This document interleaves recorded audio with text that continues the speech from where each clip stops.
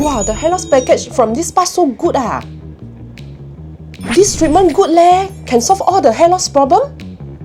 Do hair transplant overseas so cheap? Why one do in Singapore? You are fake news. You are fake news. You are fake news. Hi and welcome to yet another episode of Hair Talks by Terra Medical, and today we're touching on a more somber topic. We are going to be focusing on a topic that overshadows the hair transplant procedure itself, and that would be patient education.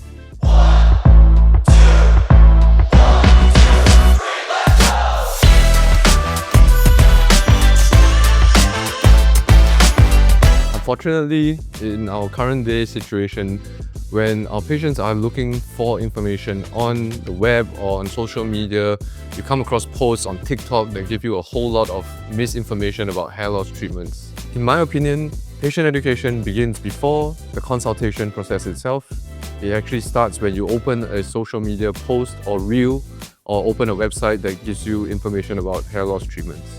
At Terra Medical, we believe in empowering our patient with knowledge and delivering information in a truthful, factual and accurate way to allow our patients to make the best possible choice to plan their hair loss recovery journey.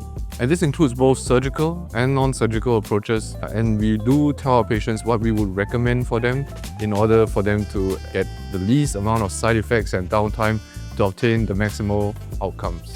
At the same time, we also debunk a bunch of myths that you would see on social media frequently. Myths such as applying this oil or that serum or using this non-FDA approved device. And all these together form a bulk of what you usually see as advertisements for quick hair loss recovery.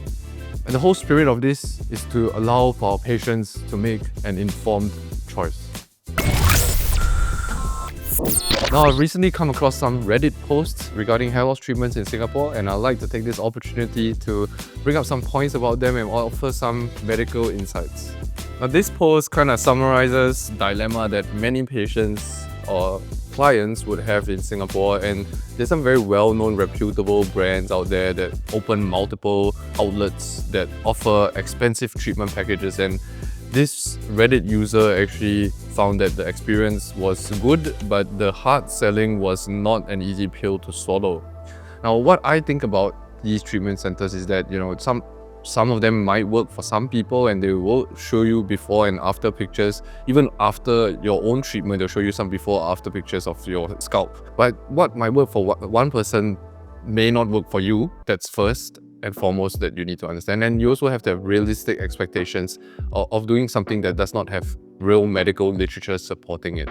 I've personally had a patient who came to me after a treatment with one of these centers, I shan't say which one, and when we put a microscope to his scalp, we could see some sort of scarring in a grid-like fashion after doing the treatments, and this scarring didn't look very good. I was a little bit concerned that they might get inflamed or infected. And my advice to the patient was to stop the treatments first and let the scalp have a rest, and consider doing the treatments sometime in the future, but in the meantime, let the medical professionals actually help to improve the state of the hair first. And this post talks about a young man who's noticing hair loss just like his dad, and he's wondering whether just to self-medicate or sign up with one of the packages at the clinic or a spa, and he's asking for opinions. So my personal opinion on this is to understand first that diagnoses of hair loss are really important. Not everybody that seems to be losing hair has the same diagnosis, and it would be accurate to say that only a doctor can make an accurate diagnosis of hair loss. While it's true that the majority of hair loss sufferers suffer from a condition called androgenetic alopecia, or male or female pattern hair loss, there could be some salient points that are triggering this process in that patient, such as vitamin D deficiency, such as iron deficiency or zinc deficiency. And all these have to be addressed by a medical practitioner after a set of intensive investigations in order to get optimal results.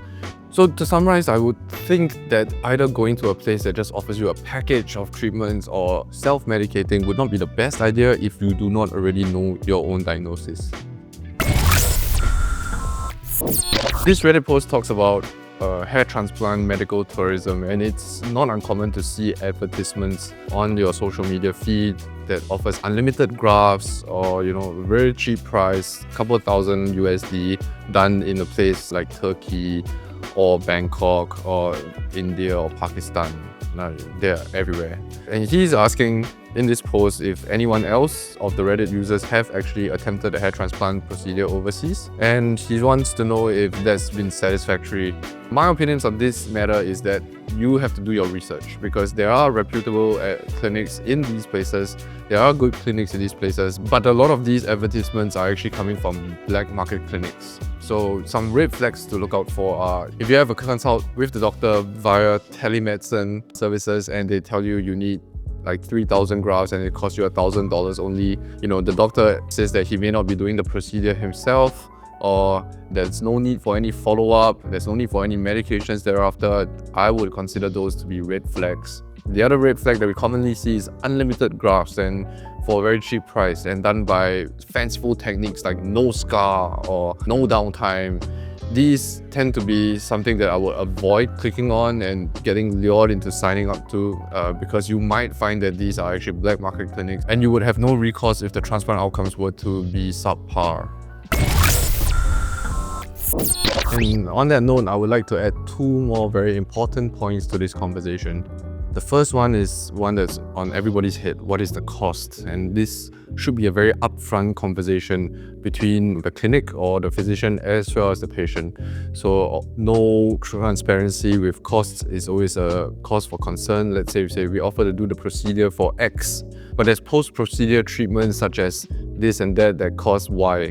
And all these hidden costs or unexpected costs might actually rack up a huge sum. So it's important to be transparent with the costs from the get-go. And the other thing would be to manage the patient's expectations. So with patients that have very advanced stage of hair loss, for example, if we were going to attempt a hair transplant procedure, we would want to do it in more or less a conservative manner or appropriate manner. And what I mean by that is sometimes we would stage the procedure, such as we would discuss using medications to optimize the hair first before attempting a hair transplant procedure. And if we were going straight into the hair transplant procedure, for example, we might do X number of grafts but only cover more aesthetically relevant area of hair, such as the hairline and forelock, while leaving the crown relatively untouched, and thinking about covering the crown using medications or regenerative treatments if the patient is suitable. And establishing patient-doctor rapport from the very beginning allows us to address these expectation mismatch. I hope this video can help you make an informed decision about your hair loss treatment plans. Thank you again for paying attention to this episode of Hair Talks by Terra Medical, and I'll see you in the next one.